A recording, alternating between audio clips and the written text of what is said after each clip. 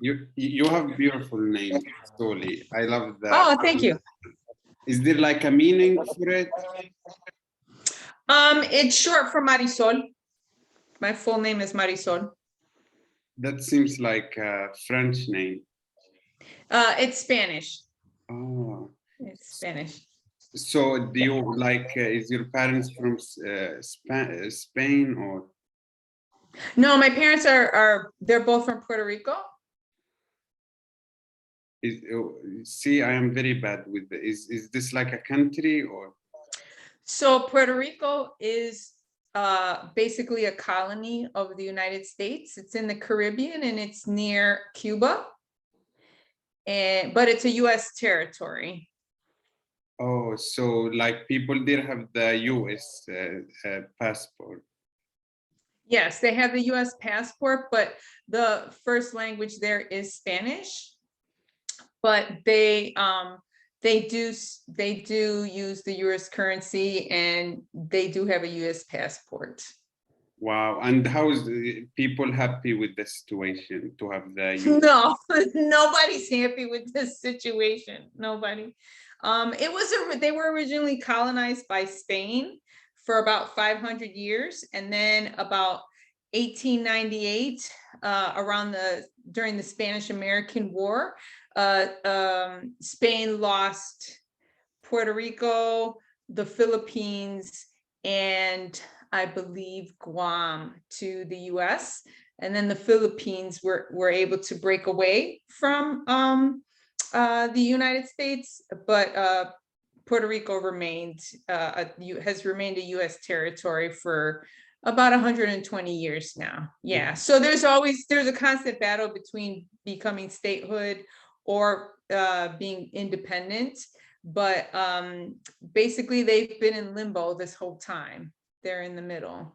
Yeah, I mean, like for me coming from Yemen, or also if people in Puerto Rico see like how the other countries around them are struggling.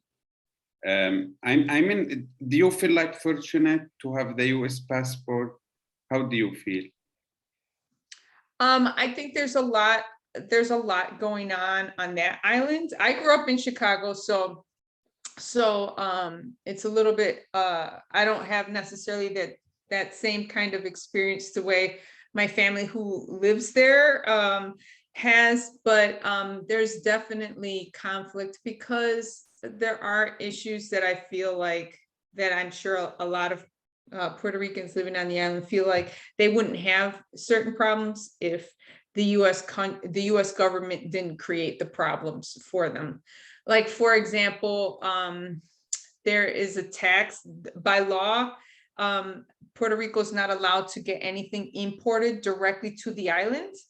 It has to go to whatever gets imported. It has to go to the mainland United States.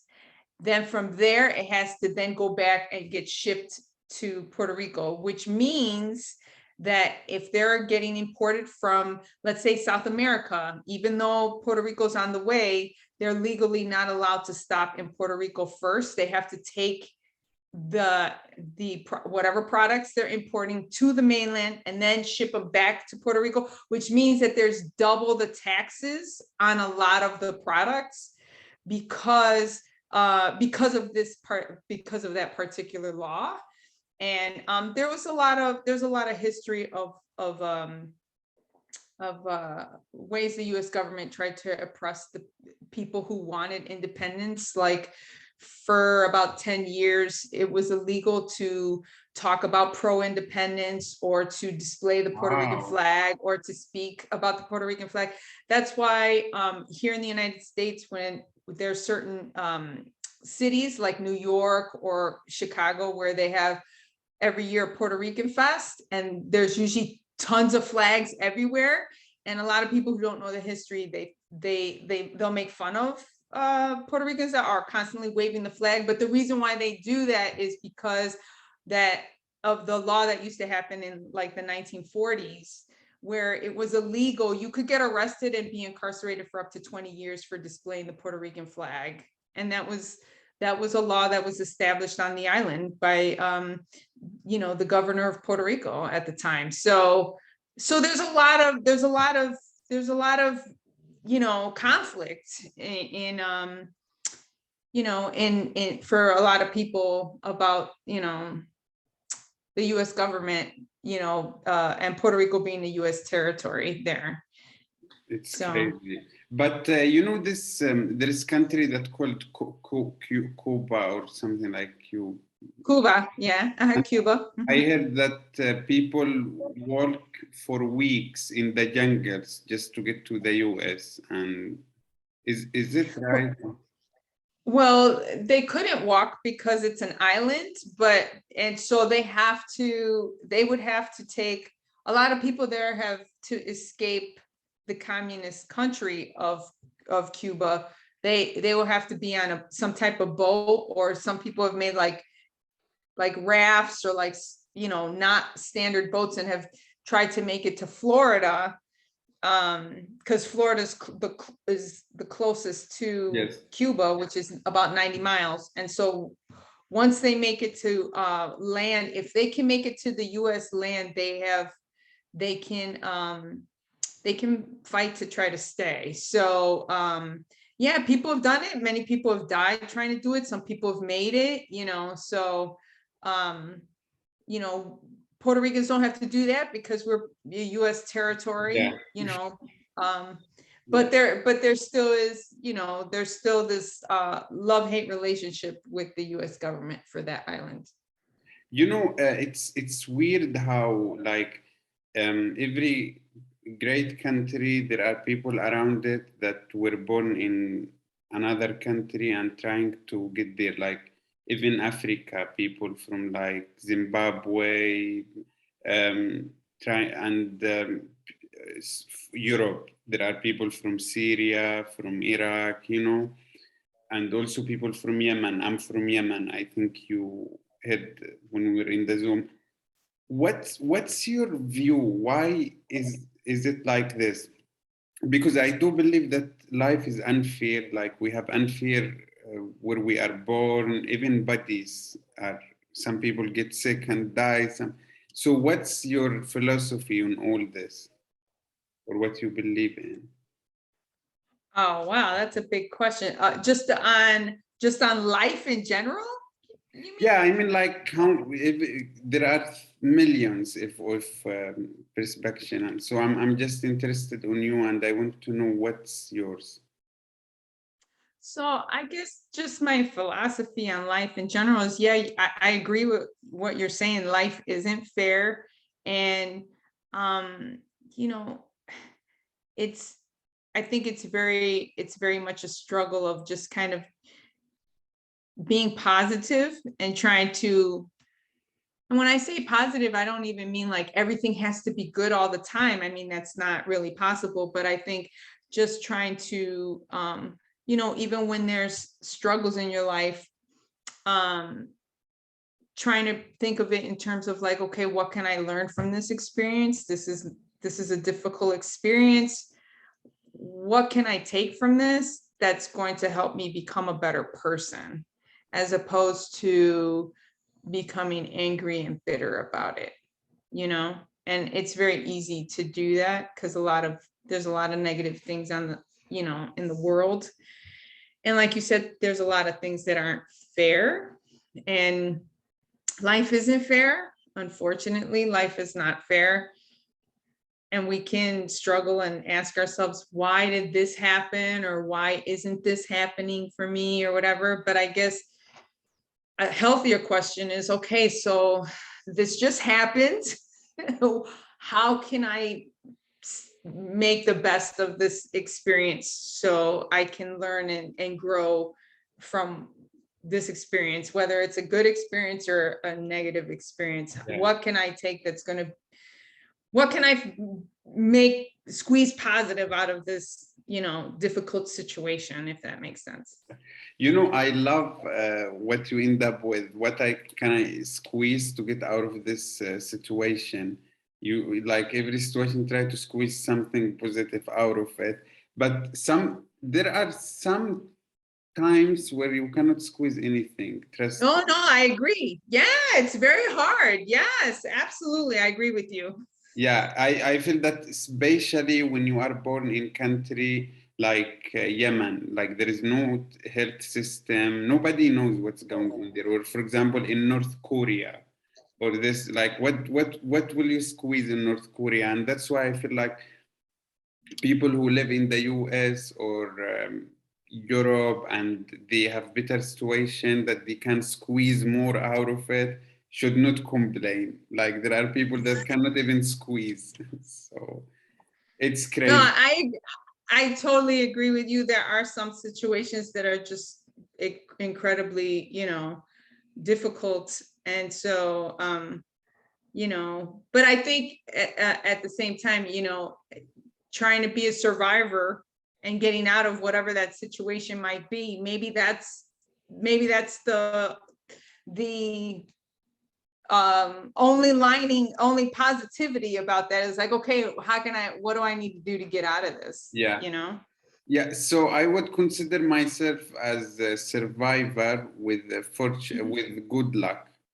Like hopefully I'm getting to Canada and I got the right circumstances. That's why sometimes I feel like I'm the luckiest Yemeni guy who's, um, uh, but what I feel now is that me, for example, getting to Canada or getting to the US is so hard. But when I get there, I will earn it.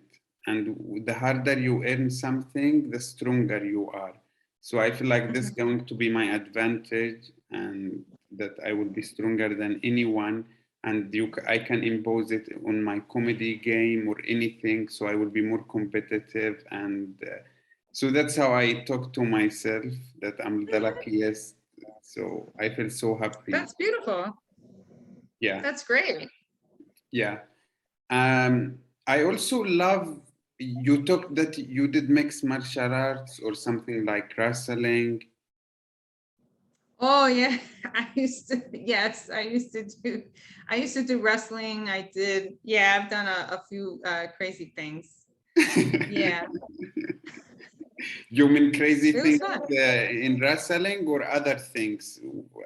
Than Crazy things in wrestling, but I've done other things. I've gone skydiving and things like that. So yeah, I don't know. I feel also life is more fulfilling when you take some risks. I feel that it's some, I don't know what's the connection between us and risk, but there are some that you don't want to feel safe all the time. It's boring. You need to jump out of a plane, you make your life and survive. I've done it 5 times. I've done it 5 times. And so no, I agree with you. I think there's something about if taking risk in life is necessary, I think, for personal growth. And you don't have to, and when I say taking risks, I'm not even, you don't even have to jump out of a plane. I think other things in life, I think doing comedy is taking a risk, because when you stand up on stage and you put yourself out there and you're the only one on stage and everybody, you're in front of a crowd of strangers and you're like, all right, I'm going to make these people laugh. That's a risk. That's a risk, because you might not make them laugh, Yeah. or depending on what you're talking about, you could be talking about something very vulnerable, and that's a risk, so I think there's risks in life that come in various degrees. Some are physical risks and some are a little more emotional. Yeah, I feel so like sorry about people that never take risk. Which is, I feel so fortunate that I was introduced also to comedy. I also found out about comedy from podcasts. That's why I'm telling you. Oh, that's nice. That's I cool. like 2 years ago, I found out that like there is something that's comedy or even like even the first time I saw Fluffy, and I was Oh, like, he's so good. but Yes, I he's so didn't want good. to be a comedian because I thought like all comedians should be like fat. So I was like, no, no, this is, I didn't know. And That is so funny. and then I saw Joe Rogan. You see, he's hunter. It's fascinating. Yeah. Like I didn't even picture that you could hunt, you could fight, and then you could do comedy. So that's why I also love um, that I'm taking the risk with trying like to be a comedian. I want to be like Joe Rogan, like I want to be comedian hunter. I'm so into hunting. Like Oh, I went to the mall 4 days ago, and it's also the first time in my life I see vegetarian shoe. I didn't know that. Like, okay, I go to the supermarket. It's more popular to find vegetarian. Do you think vegetarian food is more popular than vegetarian shoe? Or is it just me because I grew up in Yemen and we know nothing? I don't I don't know if vegetarian food is more popular. I think it's starting to get, I think, a little more mainstream than before. But I do think, at least in America, uh, people still like their meat. You know, see, people still like to eat meat. So, but I think I've never been a vegetarian, but there are some vegetarian meals that I like because I think they just taste good. So I'm not close to Anti. trying that. I'm sorry, what did you say? No, sorry, I just wanted to say like you are not anti-vegetarians. Like if Yeah, yeah. I, it's no. yeah. I mean, if somebody wants to do, if somebody wants to do that as their lifestyle, that's their choice, you know. But I'll have a, I'll eat my chicken while they have their. No, but my question is like literally 3 to 4 days ago is when I found out that there is a vegetarian shoe. But vegetarian food, I know about it since maybe 3 years to 4 years. Because in Yemen we So eat fine. vegetarian shoe, like shoes made from, Yeah, is that what you're? yeah. Is this popular? Like, does everyone in the US know about it? I don't think so. I don't think that shoes, I mean, I think that there's, um, I guess people don't think about it, about whether or not, I mean, there's leather shoes, and then you might have maybe gym shoes or some type of canvas material type shoes, like some, but I don't think people here make a conscious, I don't think it's that talked about. I mean, I'm sure there's people who do, uh, make that choice, but I don't think it's not something that's like predominant in the US. Yeah, and so anyway, I went to this shop and the woman is like doing marketing, she's in, she's like, this is 10% discount, comfortable and vegetarian. I say, what? Like, if you didn't say it's vegetarian, I may buy it. But now I'm like, go make salad with it. I'm not, I was like, what? Like, are you trying to convince me? Because for me, especially when when the meat is barbecue and I eat it, and sometimes there is a little bit blood come out when it's not because I don't like it to be.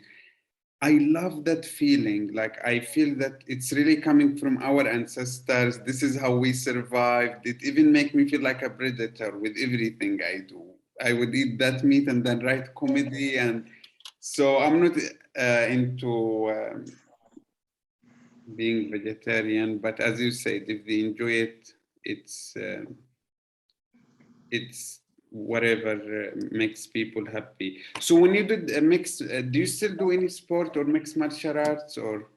No, I don't do mixed martial arts anymore. Um, I just more more focus on like fitness, and I used to be I was a personal trainer for a while. So and then I used to do, before the mixed martial arts, I used to do uh some amateur bodybuilding for a little bit, and then I did the mixed martial arts. So I've always been into some type of physical type activities, you know. So now I just kind of just try to maintain, you know, being healthy and Yeah, staying because active. I see that also this is another struggle where most people don't know how to figure out their body and how to get to the maximum level of feeling good during the day and getting the best out of it. Energy, look. Um, I feel like people are lazy because the information are out there, and sometimes I feel that also there are too many information where everything get messed up if you also don't have the money and the time to invest in yourself and go to the right people. So for you, I feel that you seem to be good with because you have personal training background and everything. So like your back, your joints, your diet, you don't have any problem. No, I've I started out just working out, but then doing it for so long, people used to ask me to train them, and then that's when I studied it and became a certified personal trainer and did that for a while.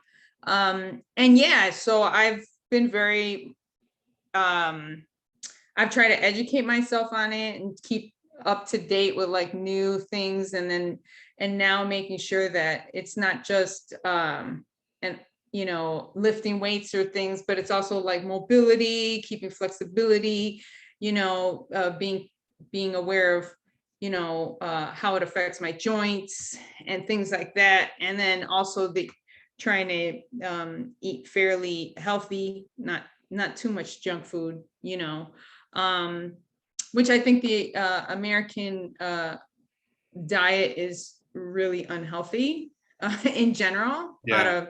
A lot of fatty foods, and so I don't eat a lot of that. I don't eat a lot of that stuff. Um, so it can be a challenge for me if I'm on the go, like if I'm trying to, because there are some healthy options, you know, but it's way easier to find a restaurant here that sells burgers and French fries than it is to find some really healthy options. They're Yeah. not as much here, you know. Yeah, I don't know how people feel, but I like imagine where I grew up, we don't even have McDonald's or Mhm. KFC or Pepsi or Coke. It's water, water and Kamal. That's all. So for me now, it's so easy to keep healthy and just like if I have some ketchup and hot sauce and nice rice, and you know, it's like for me tastes so delicious because in Yemen we don't have even access to all this delicious food. So that's why for me now I feel like I lost it, and it's easy for me to keep healthy. Yeah. I wanted to ask you, so there is no, sorry, before, how long do you think you can stay? Because I still want to talk with you about comedy and I don't want to steal the time. So how many more minutes? Um, I mean, I was thinking, I thought, I just assumed I was going to give an hour. Like I scheduled in an hour because An I hour. figured that that's what you know. Although I do realize I'm looking at my battery on my computer, and let me grab the plug. Go Let me for get it. my, yeah, so that the computer doesn't die. Because I don't think the computer is going to last an hour now that I'm looking. Hold on 1 second.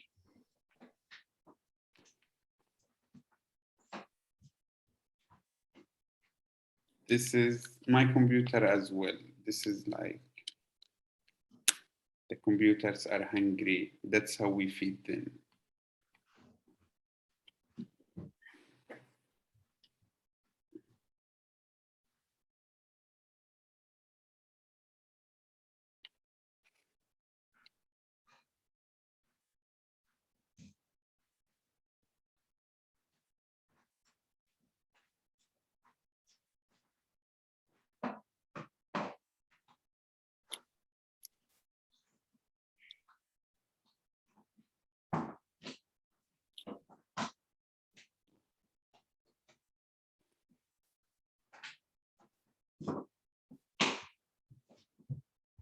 Okay. Oh, Computer's diet is very easy.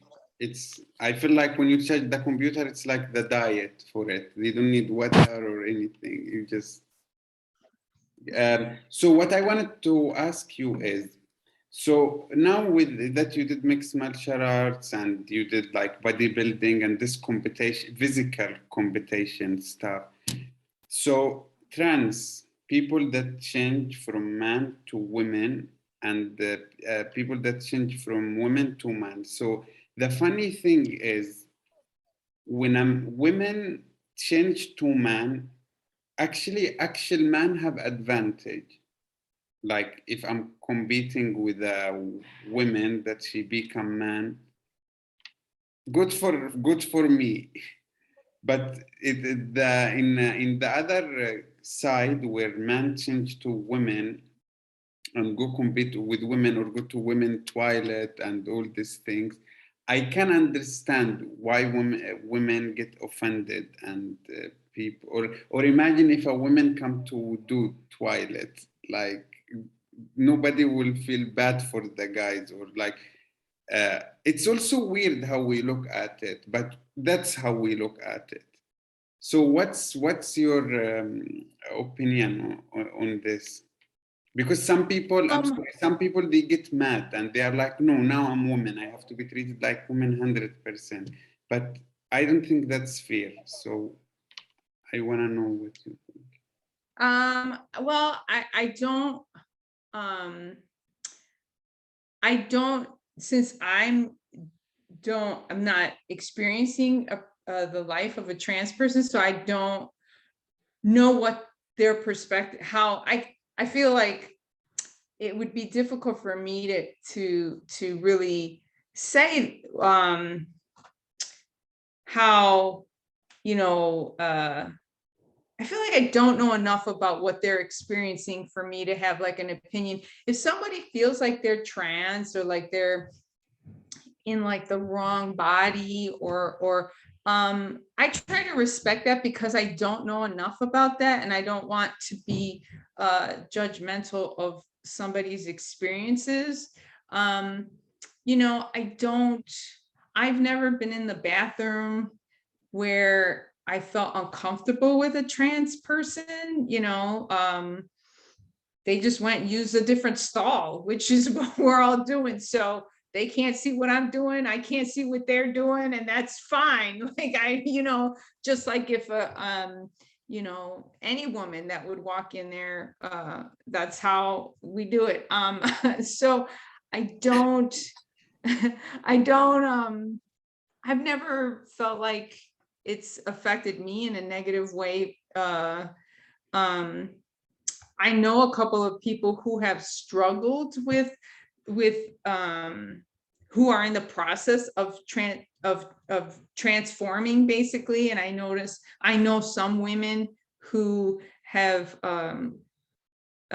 transformed and changed to be men. And if I didn't know there were women before, I would not, you can't tell, like I wouldn't know. And then and same with the other way around, where I've met some women who unless they told me that they were trans, I didn't know. I'm like, oh my God, she looks amazing. Like, who's your doctor? He did a great job. Like, that's really what's thinking in my head. I'm like, oh my God, you're fancy. You look fantastic. He is doing some good work. Wow. You paid a really good money for the work that he did. So that's usually what I think is like, whether I'm like, wow, it's whoever's your doctor, tell him he did a really good job. Like, that's usually what I think. Better than God. Yeah. That's crazy. But how would you feel if you were in a jiu-jitsu tournament and you lost, competition and you lost to someone who, like, you're gonna be, come on, like, he has the bone of man, he was born as stronger by nature, and now I lost. Well, I think again, I don't know too much of what the whole biology changes, but I do know that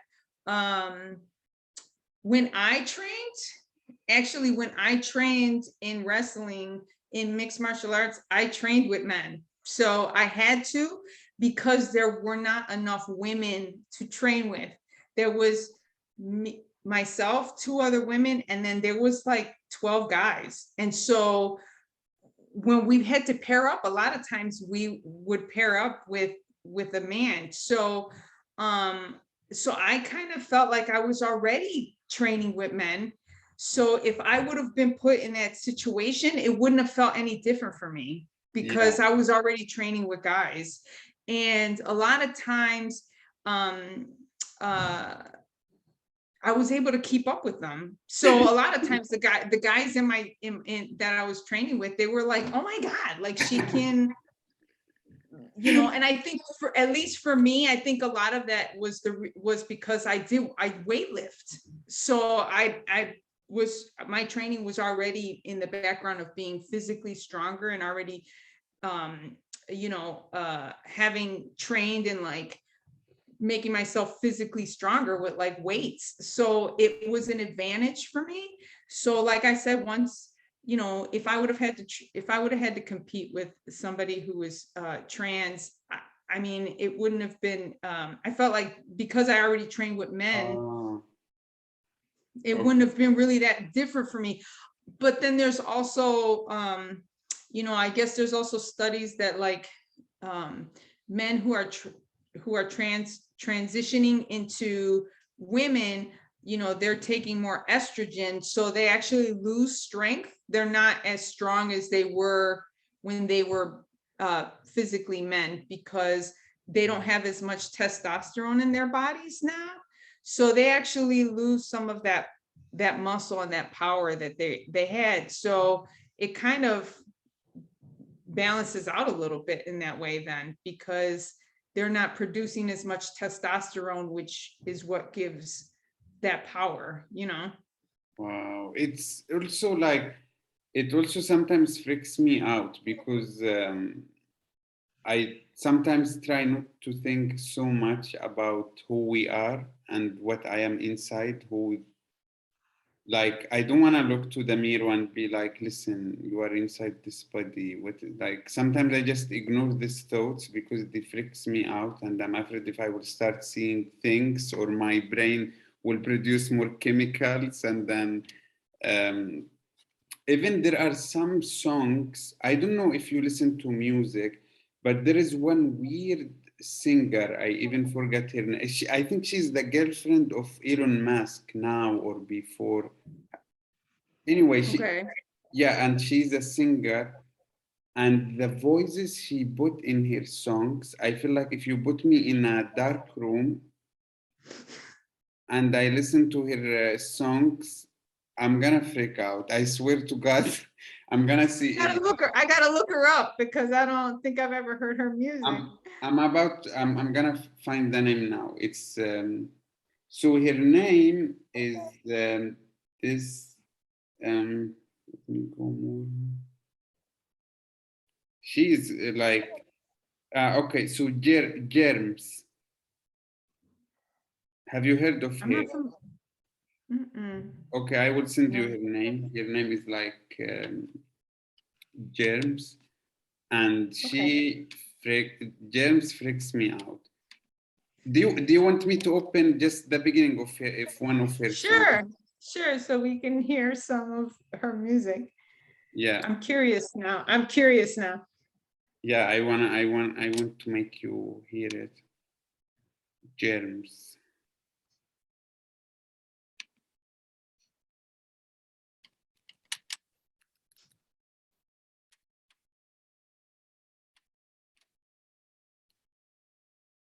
I need soon. I'm gonna hire someone to do this job for me.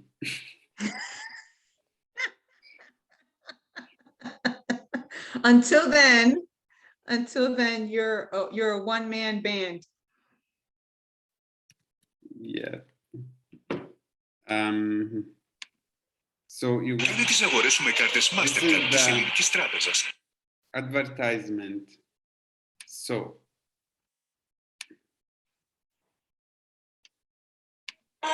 Can you hear something?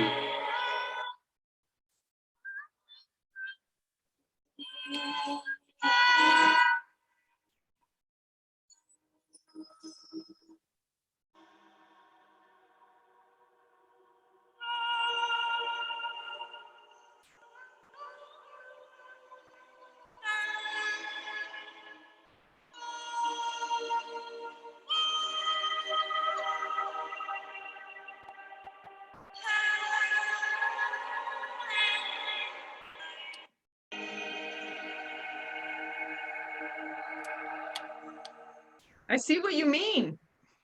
What do you think? I can see what you mean about being in a dark room with just that sound might freak you out. And Elon Musk is dating this singer. Oh, okay. All right. Yeah, or I think they dated before, but they had relationship. And do you listen to any music? Yeah, I listen to music. Which one? Yeah, so I listen to I try to listen to different genres, but like mostly R&B, which is rhythm and blues. I'll listen to some Spanish music, like salsa Yeah. or like yeah, and you know, some pop music, you know, the popular music that's going on. I try to listen to different genres, you know. Yeah, I like to listen to podcasts. I don't listen to music because I feel it's more rewarding, especially English music. I don't understand what they are saying. It's weird, but podcast I understand. And I like to listen to podcasts for people that does music because it's an art. So sometimes we relate on how they do it, how they figure it out. So now I saw you in the Tom. I don't know why he found that name, Tom against all the Zoom mics. There are no Zoom mics anymore. They are going. I feel like they are decreasing the numbers because as COVID is getting easier. But now through your comedy, like, do you have a message you want to deliver? Did something happen to you in the past that also made you feel that this is my mission? This is my participation, or is it just for like fun and laugh and I think it's a little bit of everything. I don't necessarily have a message, but I do try to talk about myself and my life and just kind of make fun of the things that have happened to me. And also from the perspective of a Latina, you know, and there's a lot of stereotypes about Latinos. So I like to make fun of those stereotypes because I don't think that they're all necessarily, I know I don't fit a lot of those stereotypes. So I just like making fun of that because I feel like we're not all the same, you know. So I do. I mean that's mostly what I try to talk about when I'm on stage. that's hilarious and makes sense. I mean, like, you also help other people that feels that I'm different. Like there are things that's like arranged marriage, for example, in Arabic countries, and then you feel like if you don't get arranged marriage, you are weird or something is wrong. If you want to date different, or anyway, there are. So I love the fact that also through comedy people laugh and get to feel also more normal, which is I feel this is the best way to deliver. So you say you also talk about yourself. You have different perspective. That's also always funny. Have you figured out the way how to, because for me, I don't feel that I'm improving as comedian when I have more jokes, which is, I am for sure, I need to have more jokes, but I feel I'm improving when I'm able how to work out my jokes and how to deliver them stronger, funnier. Yes. Like, it's like you have a car. First of all, you need to find what you want to do, what you are talking about. Are you Honda? Are you Ferrari? You need to find what's your brand, who you are. Right. And right. then also you need, second step, I feel when you figure out everything about what you have. You cannot have something and you don't know how to switch it on, turn it off, go faster, slower. So what are you doing? Or where are you? I agree with you about just working on the material and trying to improve the material. And yeah, you're right. You know, it's like it's having more jokes, but also taking the jokes that you have and just kind of redoing them to make them better and to polish them up more and to make them funnier. It's a never-ending process. It's constantly evolving. And so that's what I'm always doing. I'm constantly trying to evolve. Like, how can I make this joke funnier? Or can I add to this joke? Can I add other jokes that follow this particular joke where it's like, then I can have like, you know, just boom, boom, boom, boom, boom, laugh, you know, because, you know, one after the other. And then thinking about my delivery or the pacing I say the joke, my physicality when I'm saying the joke, you know, things like that. I try to be conscious of as well, you know, especially live, like Zoom. It's real hard to do that in Zoom because, you know, you're stuck in a box, but there's not a lot of room. But, you know, if you're on stage, you know, you've got more freedom to use your whole body, you know, plus they could see you, you know, your whole body, not like Zoom where, you know, again, they're only going to get what little they can see in the square. So I think all of that matters, and being aware of the energy in the room and what the energy the audience is bringing.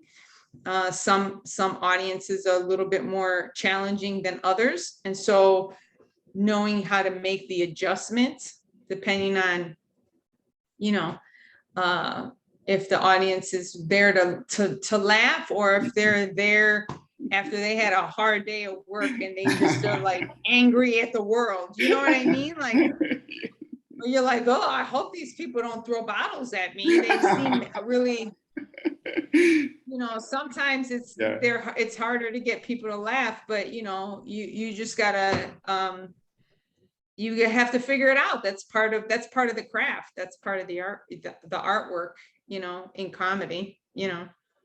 Okay, that's beautiful. And also, when you are in stage, have you found like, or do you think you should find who you are instead like of looking like someone who is goofy or someone who's educated or someone who is dumb and voices, and how to figure out this in your opinion, or what do you think?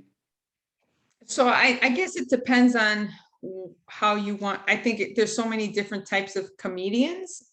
So some comedians are pretty, you know, they're pretty, they seem serious, but the things that they say are funny, but they can look real serious, but the things that come out of their mouth is crazy and hilarious. And then there's some other people that they're just goofy and they're just kind of, they use their body. So I think it's a personality. I like that there's different types of stand-up comedy, that not everybody's the same. You know, you don't want to see everybody doing the same thing anyway. You want variety. So I like watching all of it, you know. I think for myself, I'm just I just physically use my hands and my like when I'm talking to people in general. So for me, it's just comfortable for me to do that on stage, because that's my personality anyway.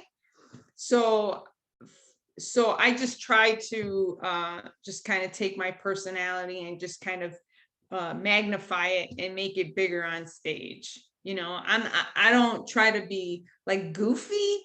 I'm just more trying to be myself and then deliver my material that way, you know.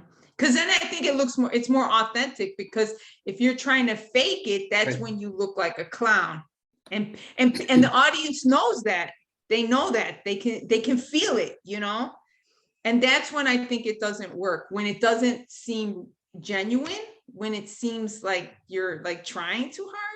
that's when people don't laugh. But if you're just kind of in the moment and you just do those things, that's when I think it's when it's the best. Yeah, it's also like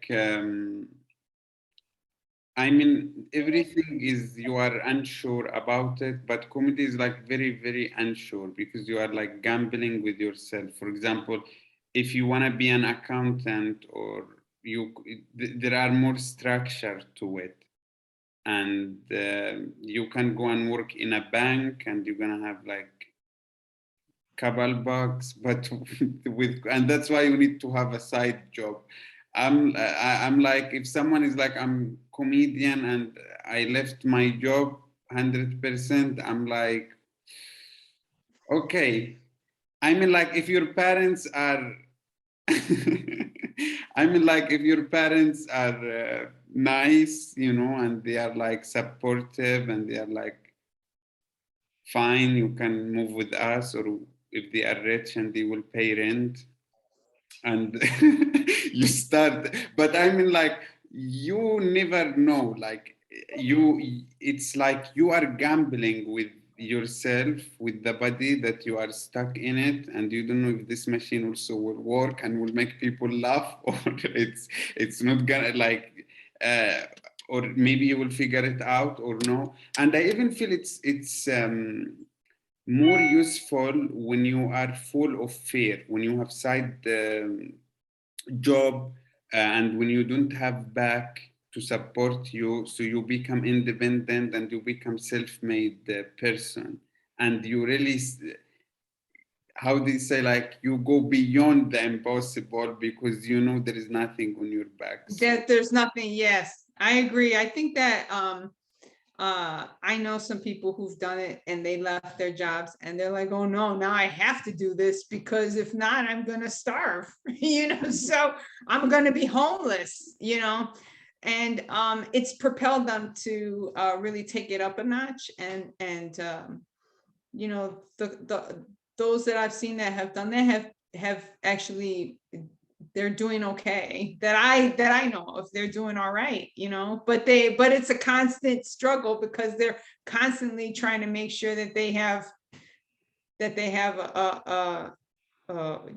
performances that they could get paid for, you know, because if not, then it's constantly looking for work. You're constantly looking for work because each show is just one job, and then that's it. And it's like, unless they book you for like the weekend, but still, you know, like that's just a weekend, and now you got the rest of your life you got to keep doing that. So yeah, it's a challenge. Like, for me, the way I do it is I do work because I really want to live in comfortable house, clean house. I don't have anyone to support me, and I don't want to live in my car or in tent. And I want to I want to live comfortable, but I would not hang out with my friends. Like, the only time I will hang out with my friends is if I'm doing open mic and they would come to my open mic. And then we can get drunk and hang out. That's my rule. You come with me, you listen to my comedy, and then we can do what you want. And yeah, that's how I put all the extra time for comedy.